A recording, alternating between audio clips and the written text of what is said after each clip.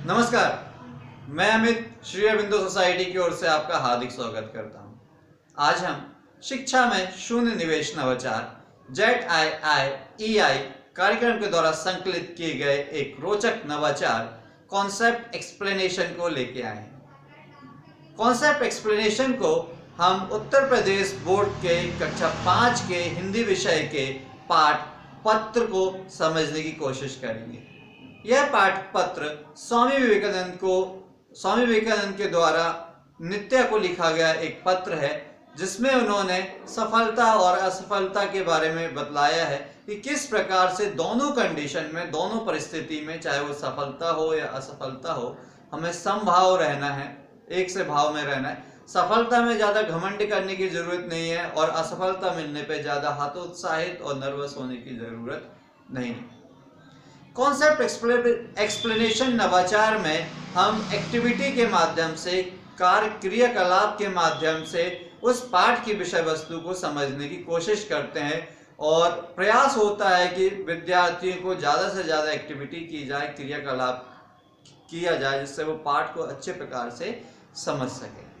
इस नवाचार की नवीनता ये है, इस नवाचार की विशेषता ये है कि इसमें बच्चों को उस चीज की पूरी समझ दी जाती है क्रियाकलाप के द्वारा, और किताब की सहायता लिए बिना, पाठ्य पुस्तक की सहायता लिए बिना ही उनको एक्टिविटी के माध्यम से पाठ की विषय वस्तु समझा दी जाती है। इसमें क्रिया विश्लेषण, संज्ञा, सर्वनाम, सृजनात्मक लेखन आदि को समझाया गया है। जब शिक्षक इस चीज को क्रियान्वयन करते हैं कक्षा में, तो सबसे पहले वो कुछ खेल की एक्टिंग करते हुए, अभिनय करते हुए कक्षा में प्रवेश करते हैं और पूछते हैं बच्चों से, बच्चे बताइए कि कौन सा खेल है। बच्चे अपने अनुभव के आधार पर आंसर देते हैं और फिर शिक्षक बोलते हैं कि आज हम एक पाठ पढ़ने वाले हैं, और लेकिन वो पाठ हम पाठ पुस्तक से नहीं पढ़ेंगे बल्कि खेल के माध्यम से समझेंगे उसको। फिर वो बच्चों को वो एक प्रांगण में ले जाते हैं, अपने ग्राउंड में ले जाते हैं, अपने मैदान में ले जाते हैं और कुछ खेल खेलते हैं, कबड्डी, खो खो, इस प्रकार कुछ खेल खेलते हैं।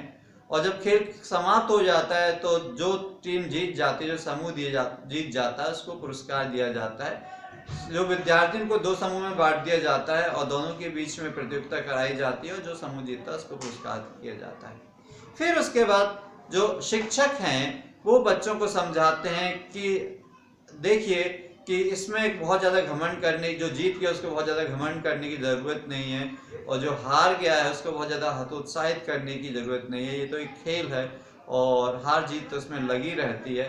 जीतने वाला अपने आप को और बेहतर करे और हारने वाला अपनी कमियां देखें और सोचे कि किस प्रकार से बेहतर हुआ जाए।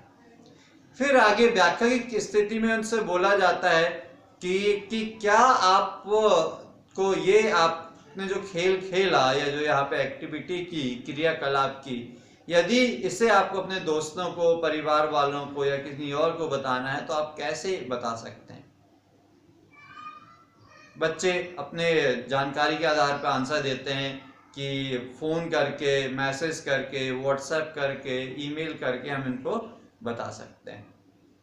लेकिन फिर शिक्षक बोलते हैं चलिए मान लीजिए ये आपके पास नहीं है, आपके पास सिर्फ कागज और पेन है, तो आप किस प्रकार से बता सकते हैं।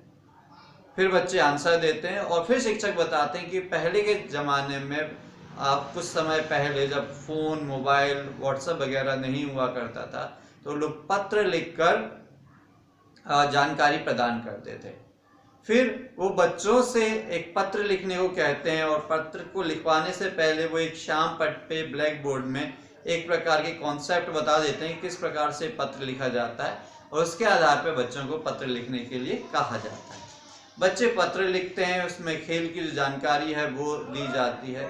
इन सबके आधार पर जब खत्म हो जाता है पत्र लिखना, तो शिक्षक पूछते हैं कि सबसे बड़ा पत्र किसका था, सबसे लंबा पत्र किसका था, सबसे छोटा पत्र किसका था। तो फिर जब बच्चे जवाब देते हैं, फिर शिक्षक बोलते हैं कि पत्र कैसा था, बड़ा था या छोटा था। अब जैसे पत्र संज्ञा हो गई तो बड़ा छोटा, उसका संज्ञा का विश्लेषण हो गया। इस प्रकार से शिक्षक बच्चों को समझा देते हैं। उसी प्रकार से क्रिया समझाने के लिए वो बोलते हैं कि जब आपने पत्र क्या किया, आपने पत्र जलाया, लिखा, पढ़ा। बच्चे बोलते हैं कि हमने पत्र लिखा, तो वो बोलते हैं आप लिखना, पढ़ना, जलाना इस प्रकार की भी कोई चीजें होती हैं क्या? तो बच्चे बताते हैं पढ़ना, कूदना, लिखना, सीखना, हंसना, रोना। तो वे शिक्षक बता देते हैं कि ये क्रिया कहलाई जाती है। इसी प्रकार से सारी चीजें शिक्षक बिना पाठ्य पुस्तक की सहायता लिए क्रियाओं के माध्यम से, स्पोर्ट्स के माध्यम से, एक्टिविटी के माध्यम से समझा देते हैं, और इसको ही हम कॉन्सेप्ट एक्सप्लेनेशन कहते हैं। तो ये बहुत बढ़िया नवाचार है। उम्मीद है कि आप अपने स्कूल में, अपनी कक्षा में, अपने विद्यालय में इसको जरूर क्रियान्वयन करेंगे और इसका बहुत अच्छा फायदा आपको जरूर मिलेगा, जिससे विद्यार्थी भी लाभान्वित होंगे। आपको ये वीडियो कैसा लगा कमेंट करके जरूर बताइएगा, और यदि आप ये वीडियो फेसबुक पे देख रहे हैं तो ZIIEI का फेसबुक पेज जरूर लाइक कीजिए, और यूट्यूब चैनल ZIIEI का आप जरूर सब्सक्राइब करें। नीचे डिस्क्रिप्शन पे आपको एक लिंक दी गई है, उससे आप इनोवेटिव पाठशाला मोबाइल ऐप डाउनलोड कर सकते हैं, इंस्टॉल कर सकते हैं, जिसमें इसी प्रकार के दिलचस्प और मज़ेदार नवाचार हैं, रोचक नवाचार हैं, जो आपके पठन और पाठन में बहुत मदद करेगा और आपके विद्यालय आपके लिए और आपके विद्यार्थियों के लिए बहुत उपयोगी साबित हो सकता है। इसी प्रकार के नवाचार के लिए साथ बने रहें। वीडियो देखने के लिए बहुत बहुत धन्यवाद। नमस्कार।